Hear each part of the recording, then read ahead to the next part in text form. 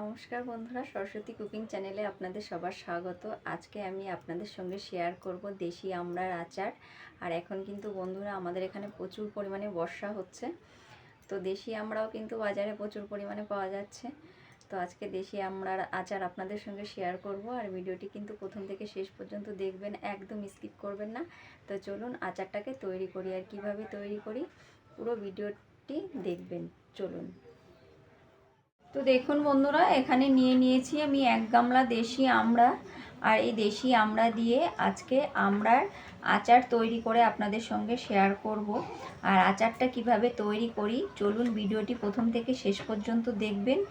আর রেসিপিটি যদি ভালো লাগে তাহলে একটা লাইক, কমেন্ট, শেয়ার করবেন। আর চ্যানেলটিকে সাবস্ক্রাইব করে পাশে থাকবেন, একদম স্কিপ করবেন না, প্রথম থেকে শেষ পর্যন্ত কিন্তু ভিডিওটি দেখবেন। চলুন রেসিপিটি শুরু করি। সবার প্রথমে আমি আমড়াগুলোকে ধুয়ে পরিষ্কার করে নিয়ে আসব। তো দেখুন এখানে আমি আমড়াগুলোকে ধুয়ে পরিষ্কার করে নিয়ে চলে এসেছি। এবার আমড়াগুলোর ঠিক এই যে পেছনের বোটাটাকে এরকমভাবে কেটে নেব। কেটে নিয়ে আমড়াটাকে দুভাগ করে নেব।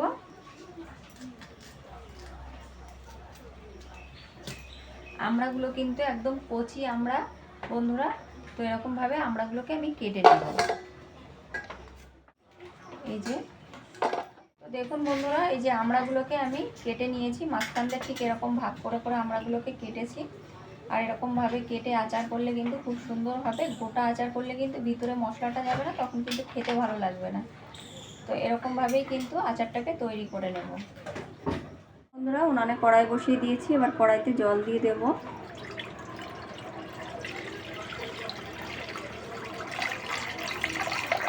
খুব বেশি জল দেবো না, আমি কিন্তু অল্প করে জল দিয়ে দেবো। তো এবার দেখুন আমড়াগুলোকে এই যে দিয়ে দেব।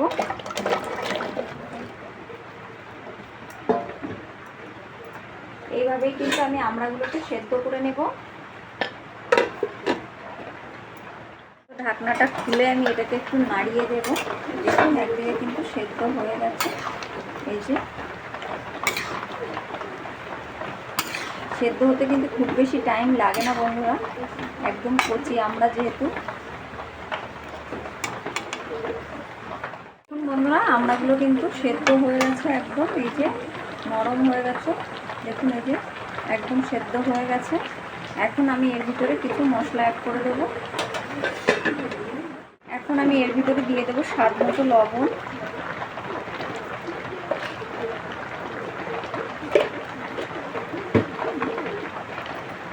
দিয়ে দেবো কালারের জন্য হলুদ, একটু হলুদ দেবো। এটাকে ভালো করে নেড়ে দেবো।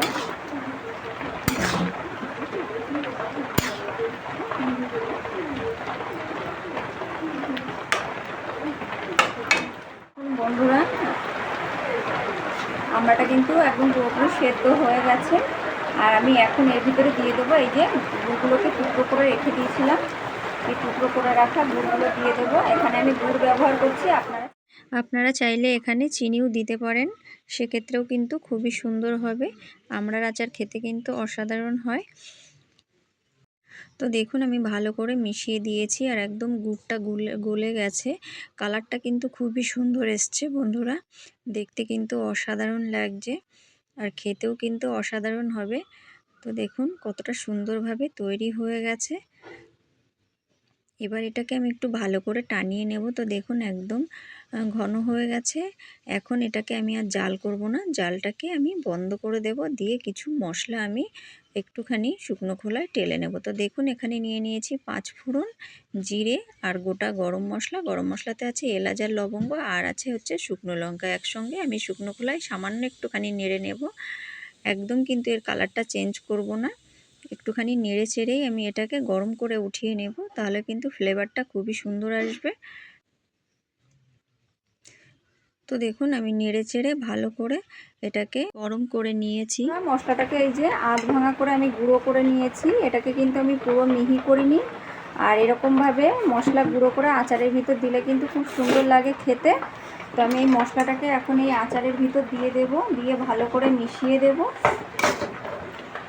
আর এই দেশি আমড়া এখন কিন্তু বাজারে প্রচুর পরিমাণে পাওয়া যাচ্ছে। আপনারা চাইলে এরকমভাবে দেশি আমড়ার আচার কিন্তু বাড়িতে তৈরি করে রাখতে পারেন। আর এরকমভাবে আচার তৈরি করে সারা বছর কিন্তু সংরক্ষণ করতে পারেন। আর এটা কিন্তু মিষ্টি আচার করেছি, আপনারা চাইলে কিন্তু তেল আচারও করতে পারেন, সেক্ষেত্রেও কিন্তু খুব সুন্দর হবে। তো সমস্ত মশলাটা আমি দিয়ে দিলাম। তো আচারটা কিন্তু হয়ে গেছে, এবারটাকে আমি নামিয়ে নেব।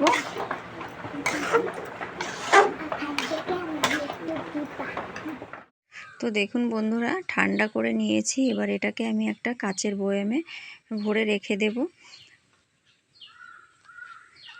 তো দেখুন এখানে আমি একটা কাচের বয়াম নিয়ে নিয়েছি। বয়ামটা কিন্তু পরিষ্কার করে একদম শুকনো বয়াম, এর ভিতরে কিন্তু জলের কোনো অংশ নেই। তো এখন এই বয়ামের ভিতরে আমি আচারটাকে ভরে রেখে দেব। তো বন্ধুরা, আপনারাও চাইলে কিন্তু এরকমভাবে দেশি আমড়ার আচার করে সারা বছর জুড়ে সংরক্ষণ করে রেখে দিতে পারেন, আর যখন মন চাইবে তখনই খেতে পারবেন। তো আচারটা কিন্তু বন্ধুরা অসাধারণ হয়েছে। তো এরকমভাবে কিন্তু দেশি আমড়ার আচার বাড়িতে তৈরিই করতে পারেন। আর ভিডিও যদি ভালো লাগে তাহলে লাইক, কমেন্ট, শেয়ার করবেন আর চ্যানেলটিকে সাবস্ক্রাইব করে পাশে থাকবেন। ভিডিওটি কেমন লাগলো অবশ্যই কমেন্ট করে জানাবেন। আর যদি ভালো লাগে তাহলে একটা লাইক, কমেন্ট, শেয়ার করবেন আর চ্যানেলটিকে সাবস্ক্রাইব করে পাশে থাকবেন। ধন্যবাদ।